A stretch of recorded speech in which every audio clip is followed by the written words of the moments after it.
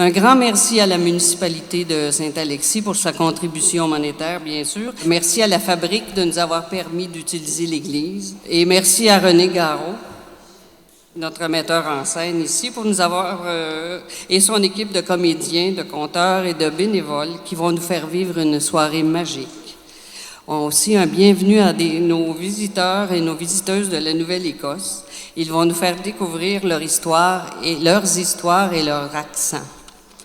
Si le festival existe depuis 15 ans, c'est pour faire vivre la mémoire de ceux qui sont arrivés ici, nos ancêtres acadiens, à la suite d'un grand déchirement, d'un grand dérangement et à la suite de plusieurs années d'exil malheureux.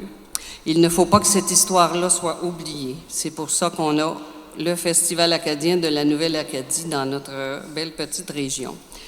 Mais le festival aussi, c'est pour célébrer, c'est des choses heureuses. La portion heureuse, c'est l'arrivée de nos ancêtres ici dans cette belle terre d'accueil, la Nouvelle-Acadie. Donc, si on est ici, c'est pour la mémoire, avec nos conteurs, leurs histoires, mais c'est surtout pour être ensemble. C'est pour la joie d'être ensemble. Bonne soirée et à vous. Nous allons commencer tout de suite avec la visite de Nouvelle-Écosse. Jocelyne va nous présenter Joseph à François, à Pierre à Pierre. Bon, moi, je suis de la Baie-Sainte-Marie. Il y en a peut-être parmi vous autres qui sont déjà allés là-bas. Mais c'est une communauté au sud-ouest de la Nouvelle-Écosse. Et c'est plein d'Acadiens. Donc, moi, je vais vous conter ce soir l'histoire de mon ancêtre. C'est un gars qui s'appelait Joseph Comeau. Et il était né sur la rivière Petitcodiac, au Nouveau-Brunswick aujourd'hui. Joseph, c'était le fils à François, à Pierre.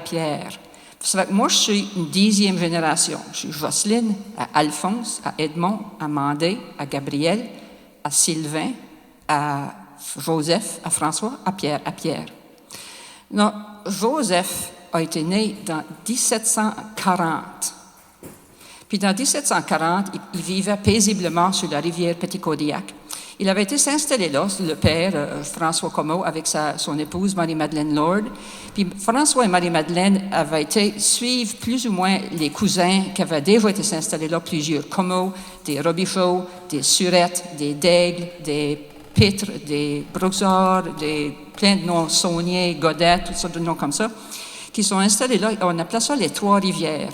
Fait que les Trois-Rivières, c'était la rivière Chipoudy, la rivière Petitcodiac et la rivière Memramcook, des bons noms Mi'kmaq, apparemment. Puis c'était la région qu'on connaissait comme la région de Beaubassin. Puis Beaubassin est pas mal une des premières communautés qui a vraiment subi la déportation. Il y a toute une histoire. Je vais vous conter toute l'histoire parce qu'on n'est pas là pour toute la veillée. Nous sommes en 1904. Tom McGuinness, c'était un colosse de 6 pieds, fort comme un bœuf, les épaules larges comme un marin du bout du monde. C'était pas des mains qu'il avait, c'était une paire de batouets. La face taillée à la hache, pleine de taches de rousseur, une tignasse en broussailles sous une vieille tuque en laine délavée qu'il portait roulée sur les oreilles. Il se tenait debout au bout du quai de la gare du CN, les mains dans les poches de son maquinat de toile, la tête renversée en arrière, il humait à plein poumon le Nordais qui s'engouffrait sous la toiture du débarcadère. Une bolée de gorton, puis une bonne miche de pain que j'ai cuite hier. Ça ferait-il votre bonheur? Ah, on crache pas sur la main qui donne le pain. Merci, ma bonne dame. Dieu vous le rendra. J'en demande pas tant. Papa nous disait toujours qu'un jour ou l'autre, ça nous serait remis, peu importe la manière. Merci, madame. Merci bien. J'espère que vous n'êtes pas trop difficile. À soir, on mange du rôti de porc avec des patates brunes. Des patates brunes? Oui, c'est des patates qu'on fait cuire dans le même chaudron que le rôti. Et puis c'est bon en pas pour rire. Quand vous aurez fini votre viande, j'ai des bonnes galettes blanches saupoudrées d'oignon. Ils sont encore chaudes, je les ai cuites après-midi. En 1636, les Acadiens qui arrivaient à Port-Royal pour coloniser l'Acadie, ils ne savaient pas qu'ils étaient en train d'arriver sur les terres qui sont maintenant connues comme les terres les plus fertiles au monde. En 1755, les loyalistes de la Nouvelle-Écosse n'avaient pas de provisions en main pour passer l'hiver. Les Acadiens, eux, ils avaient déjà fait leur récolte et ils avaient déjà leurs provisions pour l'hiver.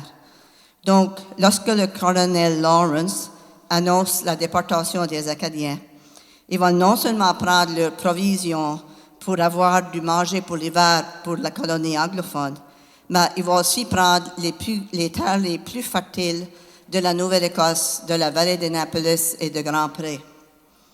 Quand on s'appelle Joseph-Louis de Gonzague Barrette, on vient pas au lac Waro en wagon à foin tiré par un bœuf. S'il nous entendait, il rirait bien. Lui rire? Jamais de la vie. Il paraît à ce que le monde dit, quand il était étudiant, il étudiait au collège de Saint-Hyacinthe pour devenir prêtre, jamais personne ne l'a vu rire. Ça, c'est ce que le monde dit. Le monde, il en dit bien des affaires. Genitore, genitoque, lasset jubilatio, salus honor virtus quoque, sit et benedictio. Penses-tu que Virginie est capable de dire au monde des continuations qu'elle a une belle petite fille? Non. Elle n'est pas capable de dire ça, elle. Elle a certainement honte d'avoir mis au monde une petite fille avec une telle patarave d'en face. Quand tu mets au monde une petite fille avec une patarafe en plein milieu du visage, puis que tu sais qu'elle va être marquée pour le reste de sa vie, t'as rien qu'envie de la cacher?